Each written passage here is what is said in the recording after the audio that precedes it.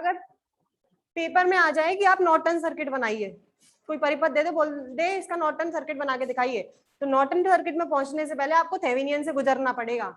जब थेवेनियन से गुजरोगे तभी नॉर्टन पे पहुंचोगे, तो इसलिए पहले थेवेनियन सर्किट बनेगा और बाद में नॉर्टन सर्किट बनेगा। लिखिए, उपरोक्त परिपथ का, हाँ क्वेश्चन है, उपरोक्त परिपथ का नॉर्टन सर्किट, उपरोक्त परिपथ का नॉर्टन सर्किट बनाइए। उपरोक्त परिपथ का नॉर्टन सर्किट बनाइए।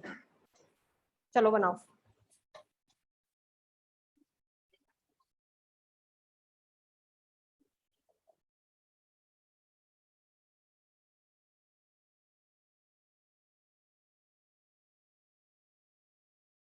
बैटरी दे रखी है 8 वोल्ट की, 4 ओम,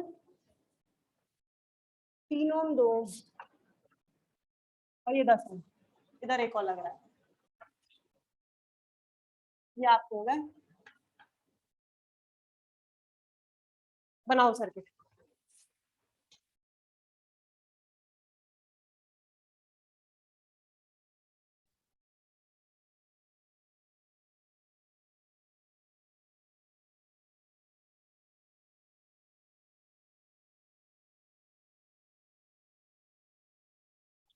करोगे अपने आप? हाँ ट्राई करो, पहले थेवेनियन तो कर लोगे। थेवेनियन कल करवाया था मैंने, क्वेश्चन वैसा ही है। थेवेनियन करो पहले इसका, ई क्यू निकालो और जेड ई क्यू निकालो।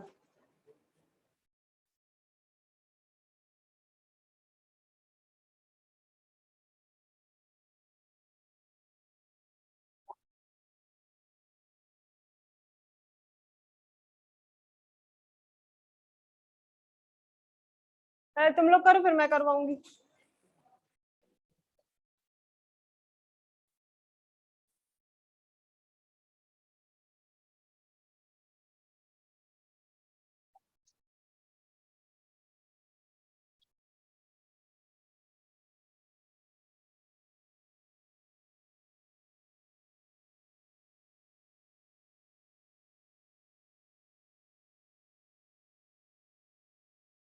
कल इसका मैंने थेवेनियन करवाया था क्लास में, बिल्कुल वही सर्किट है सेम, बस आपको जेड की और ई क्यू की वैल्यू निकालो, थेवेनियन सर्किट बना दो।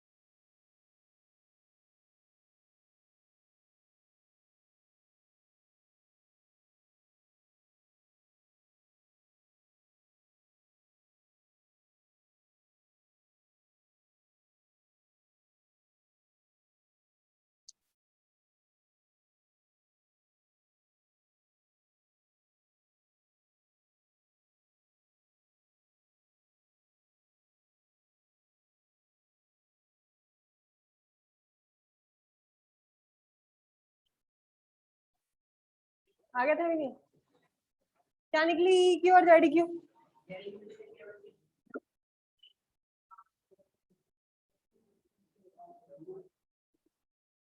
ऐसे सर्किट बना के आना है, अगर नहीं बनाया ना तो वही कट हो जाएगा, सर्किट के नंबर मिलते हैं। अच्छा लोड नहीं दे रखा, ये लोड ही है क्योंकि ये निर्गत में जुड़ा हुआ है। लोड तो दे रखा है 10 ओम, 10 ही तो है। ई क्यू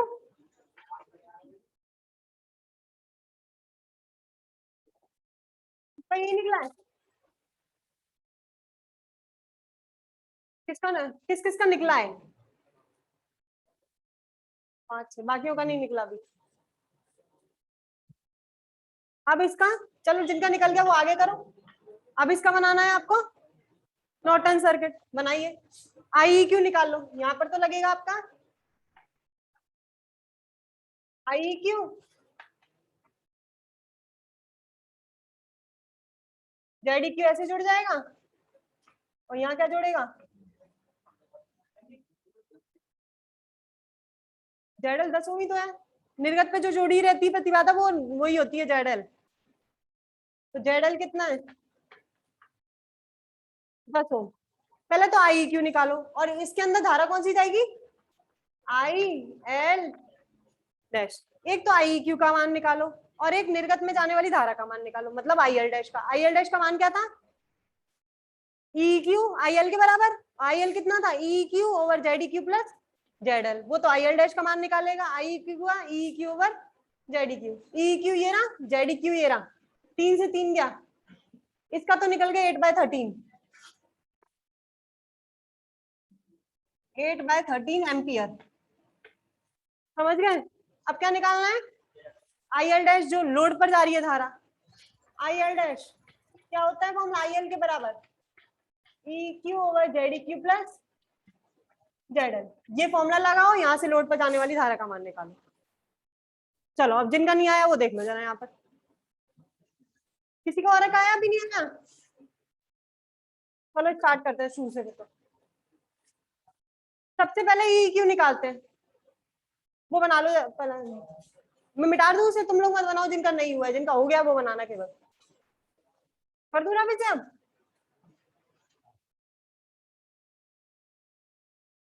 अब देखो पहला केस, पहले क्या निकालेंगे, ई क्यू। ई क्यू कैसे निकालते हैं, जब इसको क्या करते हैं, ई क्यू के लिए क्या किया जाता है, हटा देते हैं, ओपन कर देते हैं। करो ओपन। हाँ ये बनाने पड़ेंगे संग में सब कुछ, सब हर किसी के साथ डायग्राम बनाना पड़ेगा, अलग से नंबर मिलते हैं उनके सबके।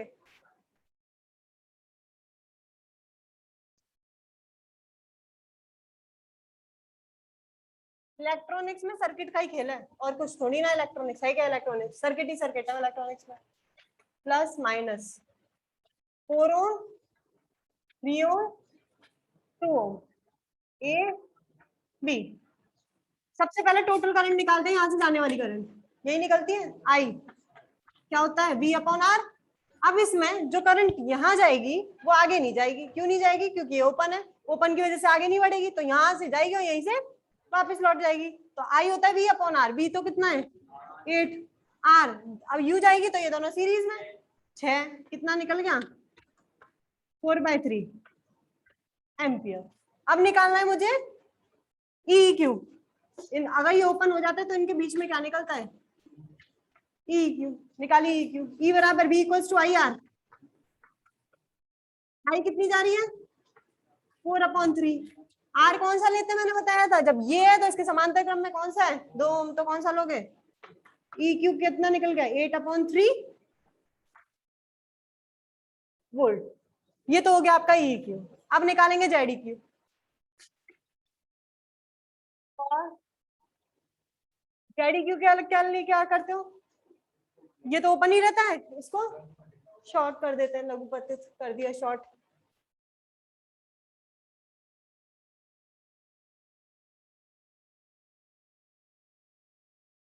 चार ओम, 3 ओम, 2 ओम।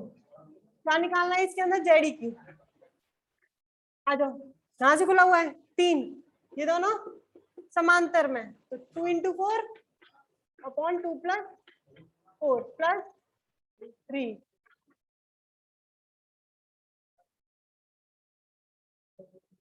13/3 ओम। ये निकल गया जेड ई क्यू, निकल गया ई क्यू और Z E Q. Thevenin circuit बना दो।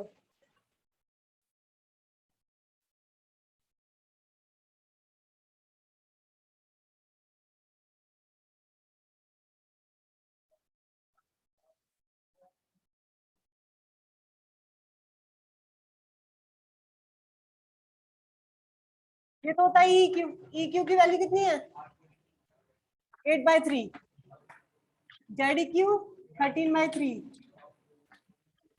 जेड एल 10 ओम। ये तो हो गया थेवेनियन। लिख के आना सर्किट के नीचे किसका बना रहे हो। अब नॉर्टन पे आ जाओ। नॉर्टन का कैसे होता है?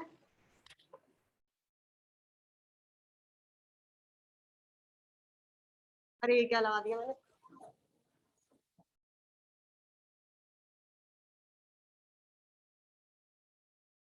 ये होता है जेडी क्यू। जेडी क्यू की वैल्यू तो पता है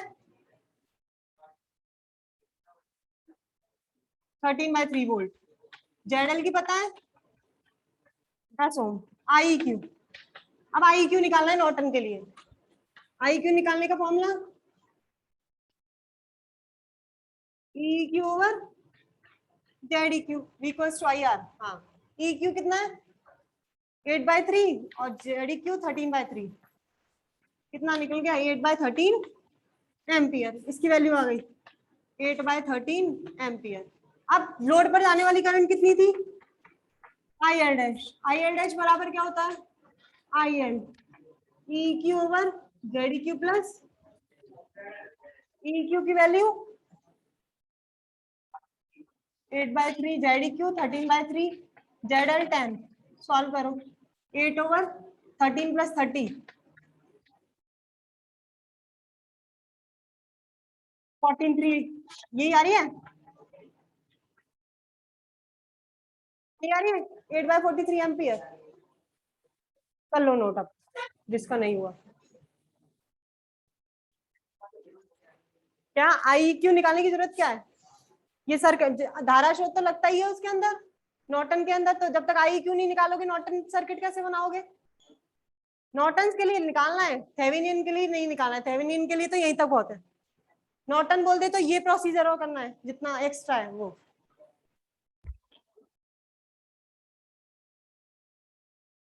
एक क्वेश्चन और लिखो इसका। पेपर में 99% इन दोनों थ्योरम में से चांस होते हैं, थेवेनियन और नॉर्टन में से। और मोस्टली यही देता है, क्योंकि ये इसलिए देता है क्योंकि आपकी थेवेनियन से चेक हो जाती है। इससे दो प्रॉफिट है, थेवेनियन विद नॉर्टन, इसलिए नॉर्टन ज्यादा पूछता है। वो क्वेश्चन भी इसमें मिलता है और इसका प्रूवमेंट भी आपको नॉर्टन या थेवेनियन में से दोनों में से एक में से मिलेगा।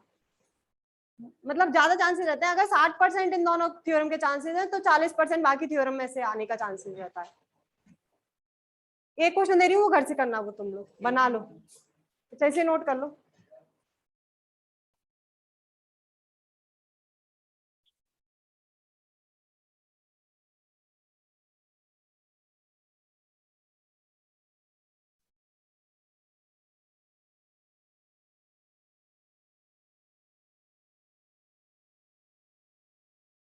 बनाओ।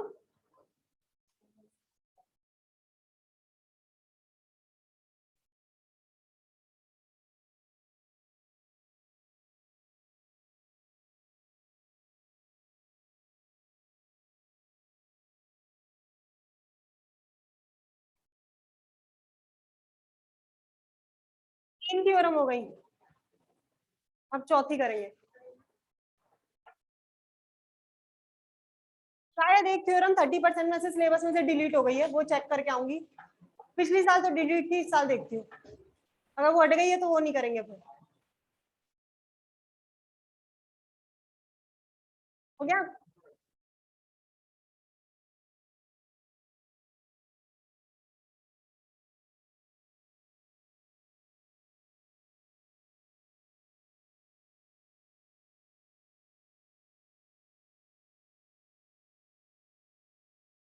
बनाओ सर।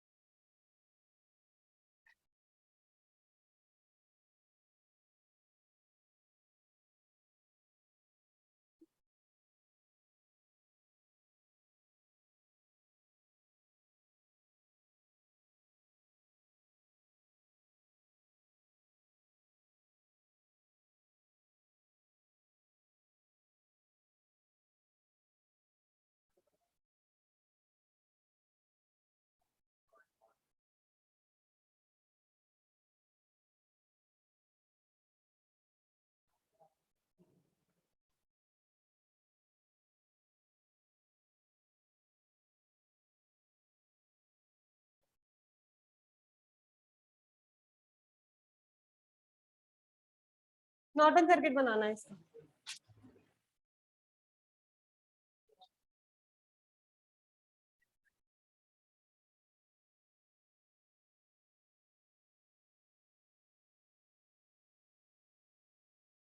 ये अपने आप करके लाना है इसको।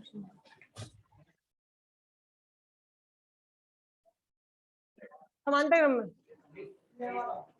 हाँ ये दोनों श्रेणी में, ये समांतर में, लेकिन पहले ये समांतर में, बाद में इससे जुड़ा है, तो पहले समांतर लगेगा, बाद में श्रेणी लगेगा, ये ध्यान रखना। डालिए अब नेक्स्ट, नेक्स्ट थ्योरम, पारस्परिकता प्रमेय लिख रही हूं मैं। कौन से नंबर की है?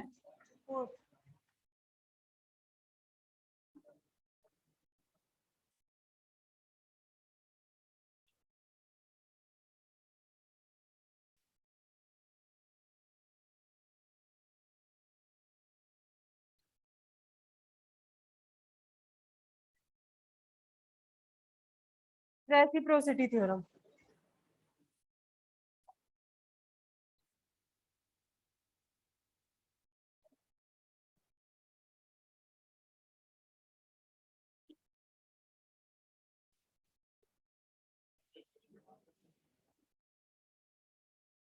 पारस्परिकता रेसिप्रोसिटी, इसका मतलब क्या होता है? उल्टा। रेसिप्रोसिटी रेसिप्रोकल, उल्टा करते हो, वही है। होता क्या है इसमें, लिख ली पहले, ये बना लेना, ये घर के लिए करना है, नॉर्टन सर्किट बनाना है, ये थ्योरम स्टार्ट कर रहे हैं। समझा देती हूँ, आज लिखने का टाइम तो है नहीं इस थ्योरम में। क्या होगा इसके अंदर, देखो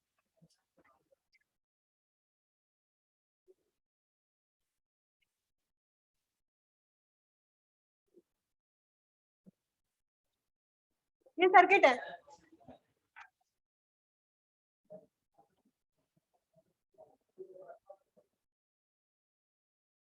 सिंपल सा सर्किट दिख रहा है कि चौक के नियम से निकाल सकते हैं, इसमें धारा का मान निकाल सकते हो ना।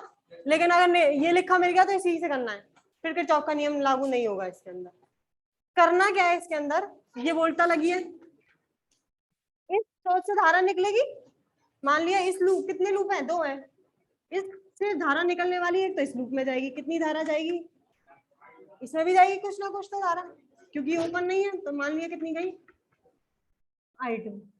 इसमें धारा I1 जा रही है, इसमें धारा I2 जा रही है। अब क्या करते हैं, बैटरी को इस शाखा से हटाकर इस शाखा पर जोड़ते हैं। इस शाखा पर जोड़िए जरा,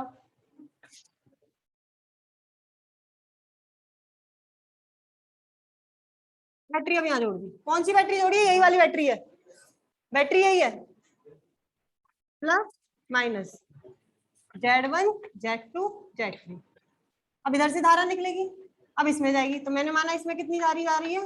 I1 डैश I2 डैश, और इसमें जा रही है, वो मैंने सिमिलैरिटी के लिए ले लिया, नहीं तो किसी में भी I1 I2 ले सकते हो। रेसिप्रोसिटी थ्योरम क्या बताती है, जब लूप, पहले लूप में अगर वोल्टता लग रही है, तो उनसे जो धारा का मान निकलेगा, दूसरे लूप में वोल्टता निकालने के बाद जो धारा के मान निकलेंगे वो बराबर होंगे। मतलब इसमें निकलने वाली धारा का मान इसमें निकलने वाली धारा के बराबर होगा। मतलब दूसरे लूप की पहले लूप से तुलना, और पहले लूप की दूसरे लूप से, जो I2 निकलेगी वो I1 डैश के बराबर होगी, और जो I1 निकलेगी वो I2 डैश के बराबर होगी। यही आपकी पारस्परिकता प्रमेय। आगे समझ में पारस्परिकता प्रमेय, पारस्परिकता प्रमेय है क्या? पारस्परिकता ही का मतलब ही क्या होता है? एक दूसरे के रिवर्स, रिवर्स चलना। अगर पहले लूप से निकाल रही है बैटरी, तो ये दूसरे लूप से निकालेगी, ये दूसरे से निकालनी है तो वो वाली ये पहले से निकालेगी। ये पारस्परिकता प्रमेय है, जिसमें एक दूसरे के क्या निकालती है? रिवर्स निकालती है। वैसे अगर ये नहीं मिलता है तो सबसे इजी है, केवल एक ही से निकाल दो, वो तो आता है किरचॉफ का नियम लगाना, किरचॉफ के नियम से सिंपल निकल जाएगा। लेकिन अगर आपको ये मिल जाएगी तो आपको दोनों से निकाल के दिखानी है, इधर से भी और इधर से भी, और दोनों से अलग अलग धाराओं के मान बराबर करके लाने हैं। अगर ये बराबर हो जाते हैं तो आपकी थ्योरम प्रूफ हो जाएगी। ये होती है पारस्परिकता प्रमेय। आ गई समझ में? 5 मिनट है, चलो स्टार्ट कर लेते हैं। स्टेटमेंट डाल लो। 5 मिनट क्या करेंगे? ये बंद कैसे हो गया?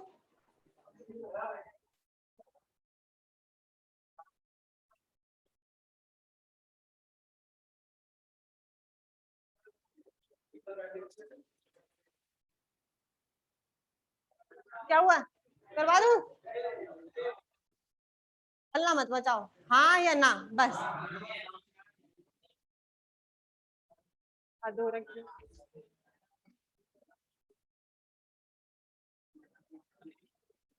5 मिनट बचे हैं वैसे अभी। चलो छोड़ो, कल लेकिन जाना नहीं है, बाहर यहीं बैठे रहना, 5 मिनट बचे अभी क्लास होने में। और सुनो, ये बुक में से क्वेश्चन कर लेना, इस बुक में सारे क्वेश्चन है, इसको खरीदना और करना है इसमें से क्वेश्चन अटेम्प्ट।